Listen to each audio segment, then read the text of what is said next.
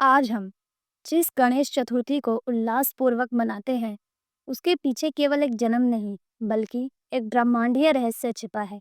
यह कहानी केवल देवता के आगमन की नहीं, यह शक्ति, क्रोध, प्रेम, युद्ध और पुनर्जन्म की कहानी है। वीडियो शुरू करने से पहले चैनल को लाइक एंड सब्सक्राइब जरूर करिए।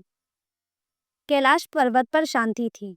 चारों ओर बर्फ की चादर लिपटी हुई, गगन में उड़ते हुए बर्फीले बादल और भीतर गुफा में माता पार्वती अकेली थी। शिवजी समाधि में लीन थे। वे योग में लीन होकर अनेक युगों तक स्थिर रहते। पार्वती जी ने बार बार अनुभव किया कि जब शिवजी समाधि में लीन होते हैं, तब उनके पास कोई नहीं होता। वह इतनी गहरी सोच में डूब जाती थी। उस दिन पार्वती ने स्नान करने का निश्चय किया। उन्होंने गुफा का द्वार बंद किया और उपटन लगाने लगी। जैसे जैसे उपटन की परतें उनके शरीर से उतरती, वैसे वैसे उनके भीतर एक विचार जन्म लेता। क्यों ना मैं एक ऐसा बालक बनाऊं जो मेरा हो, मेरे अलावा वह किसी का ना हो और मेरे आदेश का पालन करे। धीरे धीरे उन्होंने अपने तन के मल उपटन के लेप से एक मूर्ति का निर्माण किया। एक बालक की आकृति बनाई।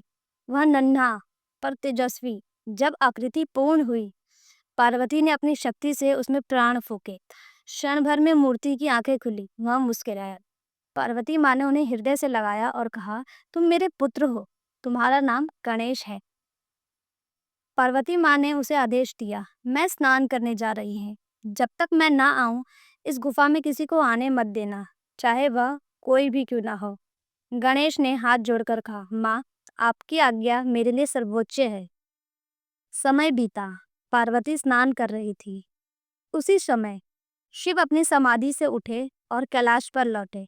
उनके मुख पर समाधि की गूढ़ चमक थी।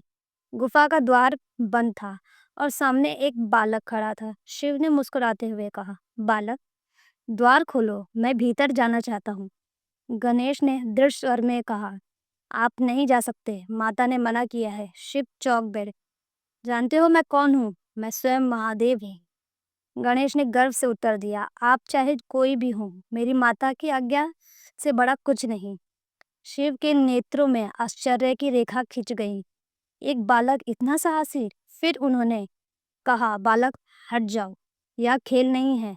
गणेश ने प्रति उत्तर दिया, मेरे लिए यह खेल नहीं है, धर्म है, और धर्म से पीछे हटना मेरा स्वभाव नहीं है। शिव ने अपने गणों को बुलाया, नंदी, झिंगी और अन्य, और कहा, इस बालक को हटाओ। गण आए, पर गणेश ने उन्हें रोका। केवल लाठी लेकर उसने देवगणों को मात दे दी। उसका शौर्य देख सब दंग रह गए। शिव के क्रोध की ज्वालामुखी भड़क उठी। यह बालक कौन है जो मेरे आदेश को ठुकरा रहा है? वे अपने त्रिशूल के साथ आगे बढ़े। गणेश फिर भी अड़िग रहे। युद्ध प्रारंभ हुआ। आकाश में बादल गरजने लगे, पर्वत हिलने लगे। देवगण भागकर ब्रह्मा और विष्णु के पास गए। प्रभु, शिवजी और एक अज्ञात बालक के बीच भयानक युद्ध हो रहा है। विष्णु जी ने कहा, यह कोई साधारण बालक नहीं, उसमें अद्भुत शक्ति है, हमें हस्तक्षेप करना होगा। लेकिन शिव का क्रोध चरम पर था। उन्होंने त्रिशूल उठाया और बालक का मस्तक धड़ से अलग कर दिया। भूमि लाल हो गई, गुफा मौन हो गई, वायु में एक भयानक सन्नाटा छा गया। माता पार्वती बाहर आई। अपने पुत्र का निर्जीव शरीर देख उनके भीतर मातृत्व की ज्वालामुखी फट उठी। उनकी आंखें लाल हो गईं, स्वर गूंज उठे, किसने किया यह? किसने मेरे पुत्र को मारा? शिवजी मौन थे। पार्वती ने आकाश की ओर हाथ उठाया। उनकी शक्ति और विकराल हो गई। यदि मेरे पुत्र को जीवित नहीं किया गया, तो मैं अपनी शक्ति से संपूर्ण सृष्टि का विनाश कर दूंगी। ब्रह्मांड कांप उठा। ब्रह्मा, विष्णु और देवता पार्वती को शांत करने आए। देवी, कृपा करें, यह सृष्टि नष्ट हो जाएगी। पार्वती जी बोली, मुझे मेरा पुत्र चाहिए और उसे ऐसा स्वरूप दो कि वह सभी देवताओं में श्रेष्ठ हो।